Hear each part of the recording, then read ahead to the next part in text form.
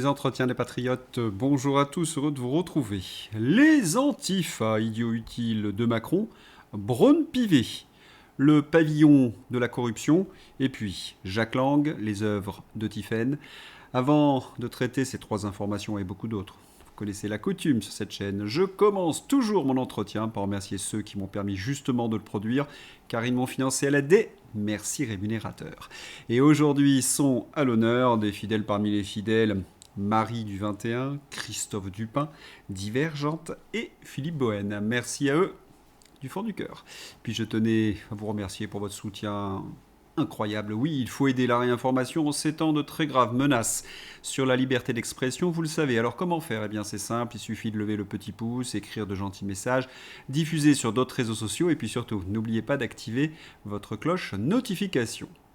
Le monde entier, d'accord, il y a bien eu un complot. Des millions de fichiers liés à Jeffrey suggèrent l'existence d'une entreprise criminelle mondiale ayant commis des actes relevant du seuil juridique des crimes contre l'humanité, selon un groupe d'experts indépendants nommé par le Conseil des droits de l'homme des Nations Unies. Source Reuters. Il a donc fallu 10 ans pour que la presse mainstream reconnaisse que nous avions raison sur tout. Fact-checkers et autres journalistes aux ordres ont tout fait pour que cette évidence n'arrive pas aux oreilles du plus grand nombre. Alors, vous connaissez leur méthode, l'insulte, la censure, l'occultation. Mais voilà, les faits sont têtus. Aldostérone. Nicole Junkerman, investisseuse technologique, basée à Londres, a démissionné de son poste d'administratrice de la Royal Marsden Cancer Charity la semaine dernière. Elle appelait Epstein mon bébé. Et cela allait beaucoup plus loin. Nicole Junkerman a envoyé un courriel à Jeffrey. « Veux-tu avoir un enfant avec moi ? Quel est le meilleur endroit pour cela ?» Elle l'appelait donc chérie. Les registres du vol montrent qu'elle était à bord du Lolita Express dès 2002. Mais il y a plus. Un email très intéressant. Jeffrey Epstein organise pour que Larry Summers de Harvard écrive une recommandation élogieuse directement à Klaus Schwab pour que Nicole Junkerman rejoigne le Forum économique mondial. Comme toujours, tous les chemins mènent non plus à Rome, mais au soft power mondialiste. On passe de Jeffrey au World Economic Forum, on passe de Jeffrey à l'Atlantic Council, on parle de Jeffrey à Soros. Et si vous vous attaquez à l'un, vous vous attaquez à tous. Le professeur Raoult. Florian Philippot. Le professeur Raoult vient de publier sur son compte X un tweet dévastateur pour Big Pharma et la corruption autour des pshoots et de la santé à partir des éléments révélés par les nouveaux dossiers Epstein. Davos est sous enquête. Bill Gates ne cesse de réclamer à Davos depuis 10 ans la création de pshoots à procédure accélérée pour faire face à une épidémie terrible. Du coup, il a investi dans la fabrique des pshoots ARN et a gagné $1 milliard de plus. Le mélange Davos, Nobel, Gates et Union européenne, plus plusieurs dirigeants de structures à vocation humanitaire dans ce marigot, donne la nausée. La crise Covid, la pandémie, pour moi, a été le révélateur. Le harcèlement dont j'ai été l'objet sous la houlette d'un autre milliardaire lié à Epstein, Arnold, bien documenté par Science Guardian, pour contrôler ce qu'on a le droit de dire en science à la suite des opérations de Epstein et du père Maxwell, montre l'ampleur du travail à faire pour que notre monde retrouve une conscience qui détermine une confiance dans ses institutions. Le mot complotiste va devenir désuet devant l'ampleur du phénomène. Pour bien comprendre de quoi il s'agit, la médecine et la science humaniste empêchent tous ces réseaux de milliardaires d'investir au grand jour dans ce qu'ils considèrent un jackpot, le transhumanisme. On a affaire à une caste de malades mentaux d'une ampleur colossale. Ils se prennent pour des dieux. Le transhumanisme est une dérive sectaire, eugéniste, dangereuse, mais ça n'intéresse pas les médias. Ici, le chouchou de Davos, Hariri, auteur de Homo Deus, qui explique que hacker la vie, ADN, etc., est la plus extraordinaire révolution depuis l'apparition de la vie. Le progressisme est le faux-né, le cheval de Troie du transhumanisme. Et nous constatons une fois de plus que tous ces dingues collaborent pour mener à bien leurs projets transhumanistes. Multinationales, World Economic Forum, toute la sphère progressiste et atlantiste, et bien évidemment Jeffrey Epstein. Jeffrey Epstein collaborait avec Brian Bishop, développeur Bitcoin, biohacker et transhumaniste, pour créer la première naissance vivante d'un bébé humain conçu sur mesure et réaliser un clonage humain en l'espace de 5 ans et mener des expériences préliminaires en Ukraine. Il semblerait que vous puissiez être le premier investisseur, à condition que l'anonymat soit totalement préservé. J'ai toujours imaginé que l'anonymat serait de rigueur pour les bébés. On ne peut pas révéler publiquement leur identité, celle de leurs parents ou de leurs bienfaiteurs, car cela les stigmatiserait en quelque sorte, et c'est bien dommage, dans les médias comme des phénomènes de foire. J'ai donc toujours supposé que l'investisseur aurait besoin d'un anonymat absolu pour ce type de produit. La structure financière doit donc être conçue en tenant compte de ces éléments. Cela nous permettra de sortir de notre phase de recherche autofinancée, biologie de garage, et d'assister à la première naissance vivante d'un bébé humain génétiquement modifié, voire d'un clone humain, d'ici 5 ans. Une fois cette première naissance réalisée, tout changera et le monde ne sera plus jamais le même, sans parler de l'avenir de l'espèce humaine. Aïe aïe aïe, j'entends déjà les complotistes qui sont en train de dire oui, ils ont limité la fertilité humaine pour mieux vendre après des bébés. Ah, c'est complotiste. Mais écoutons ceux qui ont été au sommet de la pyramide progressiste, comme Hillary. Do you regret the links that there have been? You know, we have no links. We have a very clear record that we've been willing to talk about, which my husband has said. He took some rides on the airplane for his charitable. Hillary Clinton, prise en flagrant délit de mensonge concernant ses liens avec Epstein lors d'une récente interview. Elle affirme: nous n'avons aucun lien. Bill a pris l'avion à quelques reprises, oui, pour son travail de charité. On y croit. Bill a voyagé au bord du Lolita Express d'Epstein à 26 reprises, plusieurs voyages entre 2002 et 2003. Ghislaine Maxwell a assisté au mariage de leur fille Chelsea et a contribué au lancement de la Clinton Global Initiative. Elle a même versé $1 million et a donné des conseils lors du lancement. Pour ceux qui auraient oublié. Et notre poudrée nationale dans tout cela? Eh bien, il est en Inde. Son arrivée, comme toujours, a fait jaser.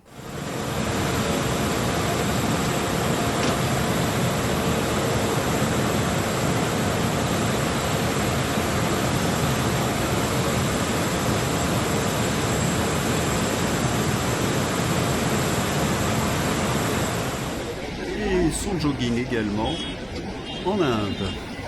Voilà, que ce soit en janvier 2024 ou en février 2026, la France est à feu et à sang et Macron fait le guignol en Inde, promettant tout et n'importe quoi, usant les tapis rouges sous le regard placide des éléphants. Ce type n'est pas fou, c'est le fossoyeur de notre pays à l'agonie. Le tordu d'Amiens essaie une fois de plus, avec ses images Potemkin tournées à l'étranger en Inde, de faire oublier l'envers du décor français, et notamment sa complicité avec le monstre Epstein. Mais peine perdue, les faits sont là. Le 13 avril 2016, Cynthia Tobiano, directrice financière du groupe bancaire Edmond de Rothschild, fait suivre à Jeffrey Epstein un lien vers un article intitulé « Un scandale de monstruosité sur enfants étouffé par le Quai d'Orsay ». Article qu'il transfère aussitôt à Fabrice Cédan, sans aucun commentaire. Le FBI avait identifié le diplomate dans un réseau monstrueux sur enfants. Je rappelle que Fabrice Cédan a organisé en partie le voyage d'Emmanuel Macron au Maroc. Il travaillait directement avec Emmanuel Beaune, le conseiller diplomatie d'Emmanuel Macron. L'Élysée savait, Hollande savait, Macron savait, et même les responsables de l'ONU où bossait Fabrice Cédan savaient.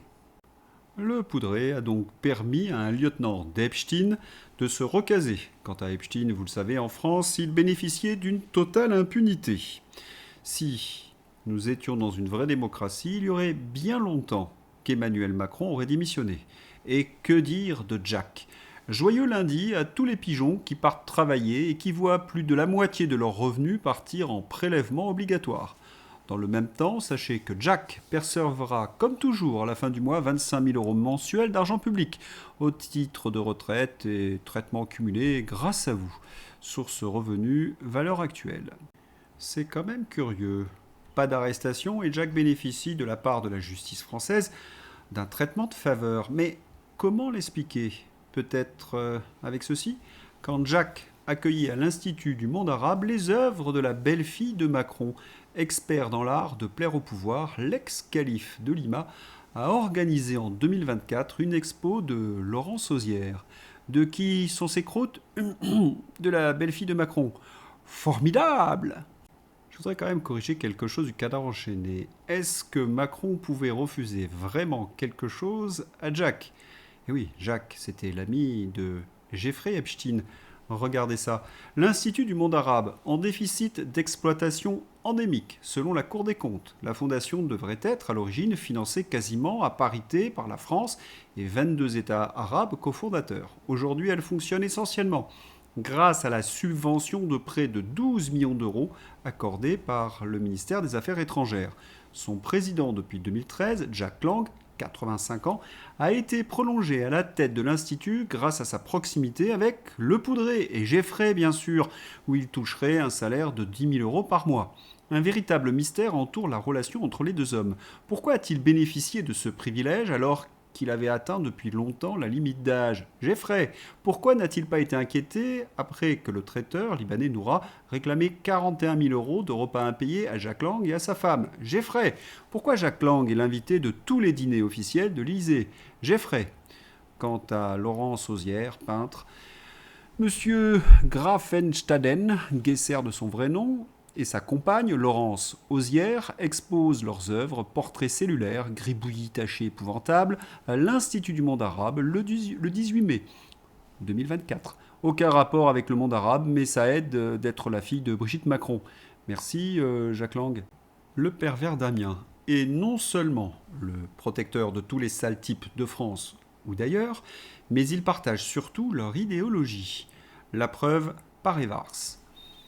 Le Poudré, ce traître infiltré, ce démon en fin de règne, devrait d'urgence interdire les mariages entre professeurs et élèves pour en finir avec l'hypocrisie flagrante de son propre passé. Mais au lieu de cela, il impose le programme Evars, l'abomination criminelle qui bafoue la conscience des enfants dès la maternelle en les exposant à des détails sexuels pervers. Le cheval de Troie wokiste. Faut-il rappeler que Jeffrey et Jack Lang voulaient monter un programme similaire au Maroc, intitulé Le Petit Prince? Ce n'est pas un scoop, je ne fais que le répéter, le Poudré, c'est le petit VRP des mondialistes. D'ailleurs, pas très doué le Manu. Mais, comme Jack, il bénéficie de la complicité de ces réseaux justement globalistes, des journalistes. Il peut donc bafouer en toute tranquillité la conscience de nos enfants, comme il peut détruire notre indépendance énergétique. Le nucléaire. EDF estime qu'éoliennes et panneaux solaires désorganisent sa production nucléaire, alors que le gouvernement Lecornu vient de décider de maintenir l'essor des énergies renouvelables par décret en le modérant un peu.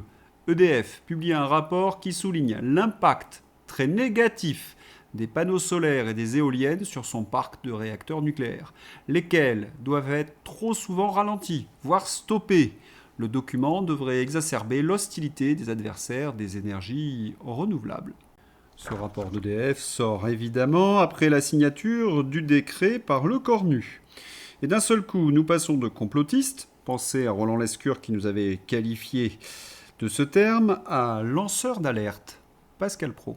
L'EDF en ce moment estime qu'éoliennes et panneaux solaires désorganisent sa production de nucléaire. C'est l'EDF qui est en train de communiquer ce matin. Le nucléaire et c'est repris par Fabien Bouglet, c'est repris évidemment par les adversaires Marine Le Pen qui avait dénoncé Absolument. cette PPE. C'est passionnant. Voilà, à qui profite l'aveuglement de la Macronie, l'idéologie européenne corrompue par les lobbies dont l'éolien allemand très puissant. Et qui a pu laisser le bobard, vous savez, de la complémentarité entre l'éolien et le nucléaire. Non, ce n'est pas complémentaire. S'installer dans les esprits, pas CNews, mais la presse aux ordres. Ces fameux mondialistes européistes. Tous les chemins mènent, vous connaissez la suite. Et pour finir cette chronique de la Macronie pourrie et corrompue, Braun-Pivet. Voulu par Yael Braun-Pivet. le très contesté projet de pavillon d'accueil, vous vous en souvenez, absolument immonde, de l'Assemblée est déjà dans le mur, faute de permis de construire. Résultat, un chantier suspendu et quelques millions d'euros, comme toujours, gaspillés. Gaspillage, absence de démocratie, corruption à tous les étages, trahison des intérêts de la France. Politico partage désormais notre avis. Macron est-il démocrate s'interroge-t-il. Déjà s'interroger, c'est répondre à la question. Emmanuel Macron s'inscrit-il encore dans le champ de la démocratie? Son verrouillage de l'État profond afin d'organiser l'impuissance d'un potentiel président du Rassemblement national ne passe pas inaperçu ailleurs en Europe. D'autant que ce verrouillage limitera la capacité d'action de tout autre président, Rassemblement national ou non, et ne manquera pas d'aggraver le malaise démocratique ressenti par des Français constatant que leur vote ne pèse rien ou pas grand-chose face à la volonté de ceux, ces mondialistes, qui se sont auto-institués comme tuteurs de citoyens mineurs trop bêtes pour mériter la pleine latitude du suffrage universel. Piétiner la volonté populaire, exprimée par le vote avec, en ligne de mire, comme le relève Politico, un retour du poudré en 2032, une politique acceptable, vraiment? Et ce que personne n'ose trop rappeler dans la presse aux ordres, c'est que l'opinion française est muselée depuis François Mitterrand. Les socialos ont mis en place un système, la terreur du politiquement correct. Et ensuite, ils l'ont remplacé par le progressisme venu d'outre-Atlantique. Leur nervie, la gauche radicale des Verts jusqu'à la France insoumise. Meurtre de Quentin. La jeune garde collaborait officiellement avec la mairie verte de Lyon. C'est même repris dans le Figaro. Dans une interview datant de 2022, l'adjoint à la sécurité de la ville de Lyon, Mohamed Chihi, a affirmé travailler avec le mouvement Antifa, la jeune garde, dans la lutte contre l'extrême droite. Une déclaration aujourd'hui pointée du doigt par l'opposition. Des journalistes de CNews ont affirmé que les membres de la jeune garde auraient pu recevoir des entraînements militaires à l'étranger. À vérifier. Mais ce qui est certain, c'est que, des Verts en passant par la France insoumise, tous les leaders se sont revendiqués de la jeune garde. Enfin, c'est fini depuis quelques jours. On va rafraîchir la mémoire. Après Grégory Doucet à Lyon qui les employait, Marine Tondelier. Ne rien laisser passer, sauf le fascisme. Soutien à la jeune garde. Bruno Retailleau. Je me félicite que les organisations La Jeune Garde et Lyon Populaire aient été dissoutes ce matin en Conseil des ministres. Mais manifestement, cela n'a pas été suivi d'effet. Sem Yoldas, porte-parole de La Jeune Garde. La Jeune Garde a fait des formations d'autodéfense pour les Verts et la CGT, mais pas pour la France insoumise. En même temps, comme dirait le Poudré, les membres de La Jeune Garde sont déjà à la France insoumise. Leur fondateur, c'est Raphaël Arnaud, député de la France insoumise. La Jeune Garde rejoint le nouveau Front populaire. Tiens, comme nous l'avons toujours dit, nous sommes partie prenante de toutes les initiatives unitaires qui vont dans le sens d'une lutte acharnée contre l'extrême droite et blablabla et blablabla. Quant à la Merluche, il a encouragé les méthodes musclées de la Jeune Garde. Moi, à votre place, à votre âge, les fachos, j'irai les cogner, les chercher Manu, pas le Poudré, hein, Manu Militari. Et qui retrouve-t-on aux formations de la Jeune Garde quand Edoui Plenel participait à des réunions de la Jeune Garde où l'on faisait l'éloge de l'art militaire des Antifa. Plenel et la Jeune Garde, le vieux complice des vieux âges totalitaires. Dois-je rappeler, selon même les socialistes, que le bon Edoui est un gentil correspondant de la CIA?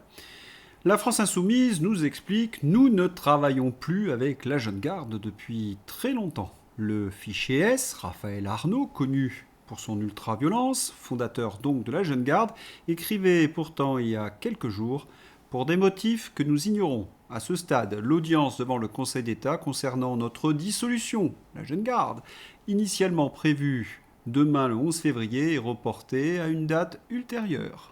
Et le Raphaël de conclure est « Vive la Jeune Garde !» Mais attendez là, on se croirait dans une dictature sud-américaine.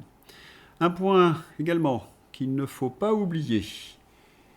Les Antifa, c'est le bras armé de la pieuvre mondialiste. Oui, je sais, tous les chemins mènent au même endroit.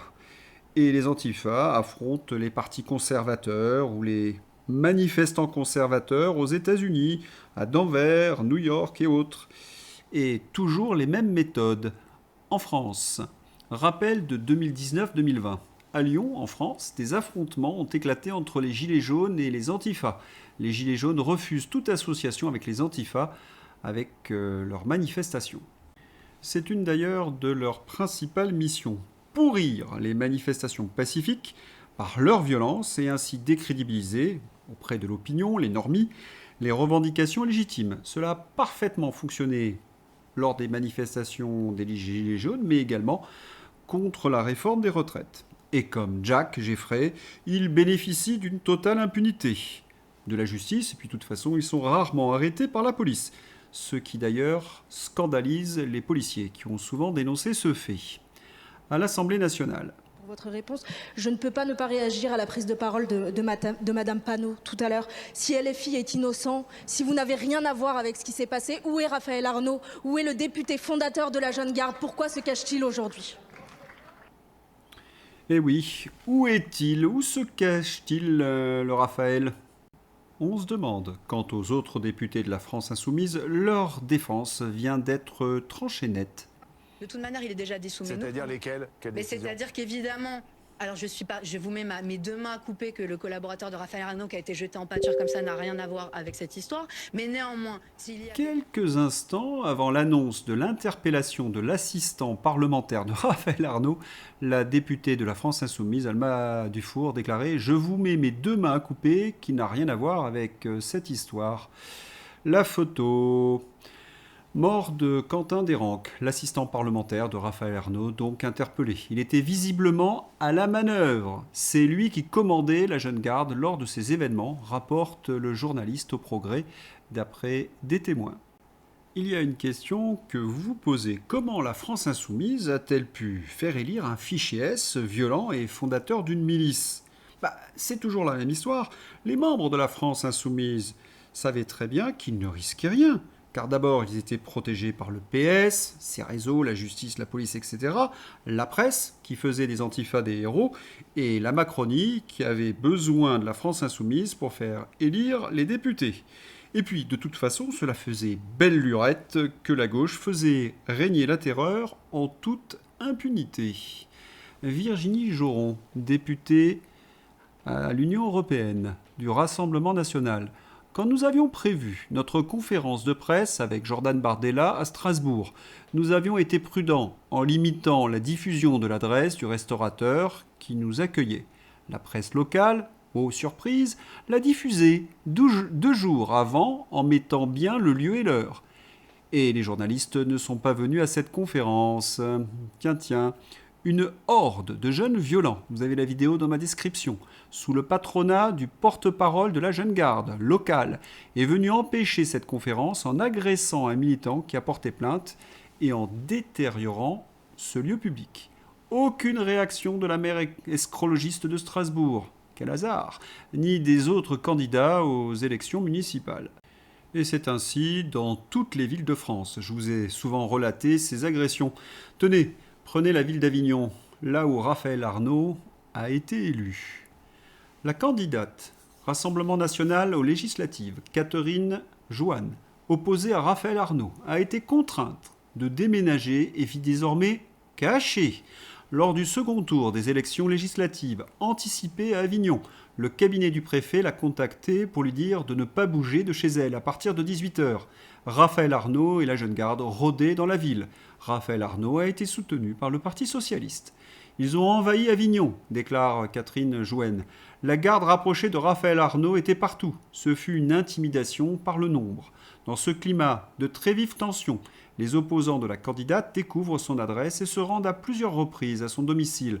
Je les avais sur mon palier. Ils se faisaient passer pour des livreurs. Ils tambourinaient à la porte. C'était de l'intimidation.